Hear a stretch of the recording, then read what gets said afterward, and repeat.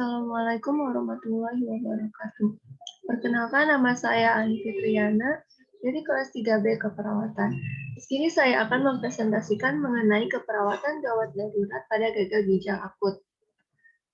Sebelumnya, kita ketahui terlebih dahulu apa sih gagal ginjal akut itu. Gagal ginjal akut merupakan penurunan tiba-tiba fal ginjal pada individu dengan ginjal yang sehat sebelumnya, dengan atau tanpa oliguria. Lalu etiologi atau penyebabnya. Nah, berdasarkan etiologinya, gagal ginjal akut ini dibagi menjadi 3. Yang pertama itu ada gagal ginjal prerenal. Etiologinya yaitu kehilangan cairan ekstravaskular seperti kerusakan jaringan atau pankreatitis, hipoalbuminemia, obstruksi usus. Dan yang kedua ada kehilangan darah, kehilangan cairan tubuh, misalnya melalui saluran cerna dengan muntah, diare, atau dryness. Kemudian melalui saluran kemih, diuretik, hipoadrenal, diuresis, dan atau osmotik. Lalu melalui kulit atau luka bakar.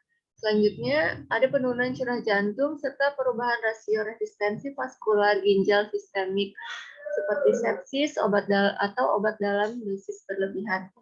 Lalu ada gagal ginjal renal. Nah, penyebabnya karena obstruksi arenalis atau plak aterosklerosis, trombosis, emboli, vaskulitis karena glomerulonefrit.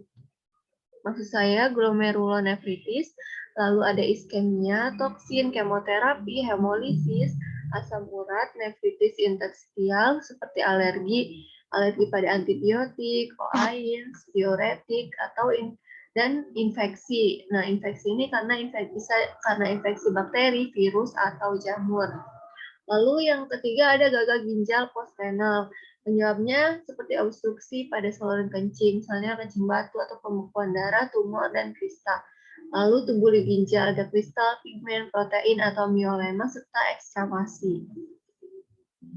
Nah, di sini ada patofisiologi gagal ginjal akut. Nah, dimulai karena iskemia atau nefrotoksin, kemudian terjadinya kerusakan sel tubulus, lalu ada obstruksi tubulus dan penurunan GFR. Lalu terjadilah gagal ginjal akut, seperti ada respon psikologis. Jadi respon psikologis lalu terjadilah kecemasan. Selain respon psikologis, ada penurunan produksi urin.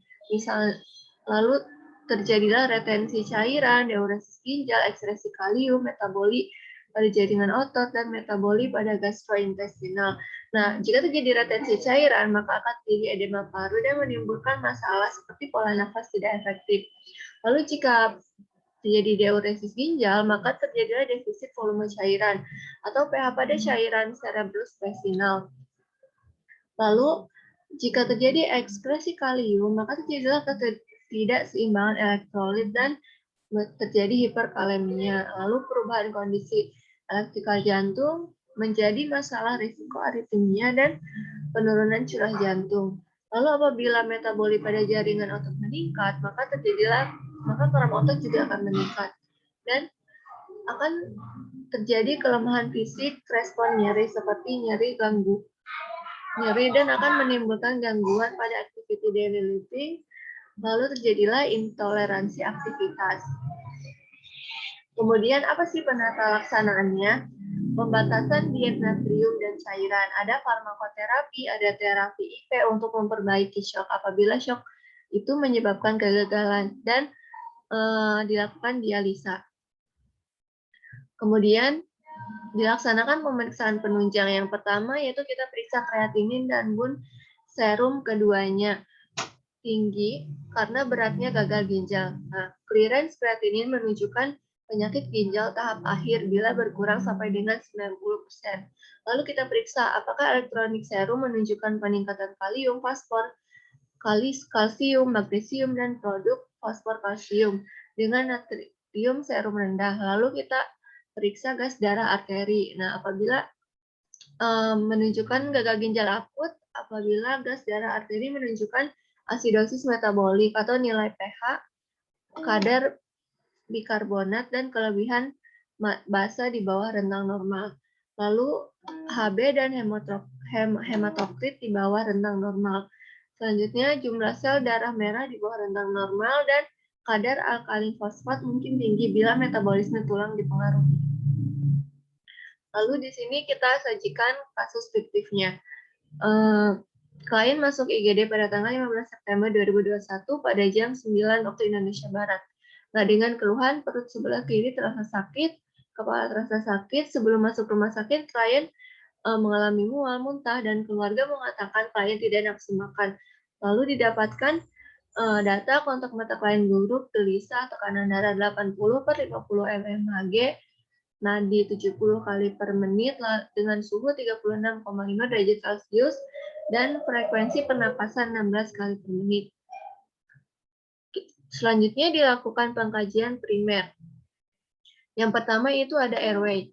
Didapatkan data suara napas vesikuler. Lalu yang kedua breathing, didapatkan respirasi rate 16 kali per menit dan tidak ada pernapasan cuping hidung. Lalu circulation, jumlah output urin 100 cc per 3 jam, tidak ada pembesaran vena jugularis dan kelenjar tiroid, dan BJ1 dan BJ2 normal, serta tidak ada bunyi tambahan. Serta bising usus normal 5 kali per menit dan Cavirally refill time 3 detik. Lalu ada disability. Nah, disability ini didapatkan data kesadaran komposmentis dengan GCS E4, M5, dan V6 atau GCS 15. Dan sklera tidak ikterik, pupil isokor dengan diameter 2 mm, pasien tampak gelisah dan pasien tampak sulit melakukan aktivitas. Lalu yang kelima ada exposure. Nah, didapatkan data turgor kulit jelek, pasien tampak gelisah, edema di kaki kiri, ada nyeri tekan di perut sebelah kiri, dan bengkak di perut sebelah kiri kuadran kiri bawah dengan skala nyeri 5 dan tidak teraba massa. Lalu terpasang infus ringer laktat 20 tetes per menit. Selanjutnya, dari data tersebut kita mendapatkan masalah keperawatan. Yang pertama, ketidakseimbangan cairan dan elektrolit berhubungan dengan output yang berlebih. Lalu ada nyeri akut berhubungan dengan proses penyakit. Yang ketiga, defisit nutrisi berhubungan dengan intake yang tidak adekuat. Dan intoleransi aktivitas berhubungan dengan imobilitas, serta ansietas berhubungan dengan perubahan dalam status kesehatan. Setelah itu kita lakukan intervensi keperawatan. Dengan masalah yang pertama, ketidakseimbangan cairan elektrolit berhubungan dengan output yang berlebih. Dengan tujuan dan kriteria hasil, setelah dilakukan tindakan keperawatan selama 2 kali 24 jam, masalah dapat teratasi dengan kriteria hasil mempertahankan urin output sesuai dengan usia dan berat badan. Lalu, TTV dalam batas normal, tidak ada tanda-tanda dehidrasi, elastisitas turgor kulit baik. Lalu, intervensi keperawatannya, pertahankan catatan intake dan output yang akurat, lalu monitor status hidrasi, kelembapan mukosa, nada adekuat, tekanan darah, ortostatik. Lalu kita monitor tanda-tanda vital, monitor status nutrisi, dan dorong keluarga untuk membantu pasien makan. Setelah yang kedua itu ada nyeri akut berhubungan dengan proses penyakit. Nah, setelah dilakukan tindakan selama 2 kali 8 jam, tingkat nyeri menurun dengan kriteria hasil, keluhan nyeri menurun, skala nyeri menurun, dan gelisah menurun. Kita lakukan intervensi, yang pertama itu ada manajemen nyeri. Dengan identifikasi lokasi dan karakteristik nyeri, identifikasi skala nyeri, dan identifikasi respon nyeri nonverbal. Ada tindakan terapeutiknya, berikan teknik non-farmakologi seperti kompres hangat atau terapi mendengarkan musik. Yang kedua, ada kontrol lingkungan yang berberat rasa nyeri dan fasilitasi istirahat tidur. Lalu, kita kolaborasi dengan pemberian obat analgetik. Nah, sekian presentasi dari saya, kurang lebihnya mohon maaf. Wabillahi taufiq wal hidayah. Wassalamualaikum warahmatullahi wabarakatuh.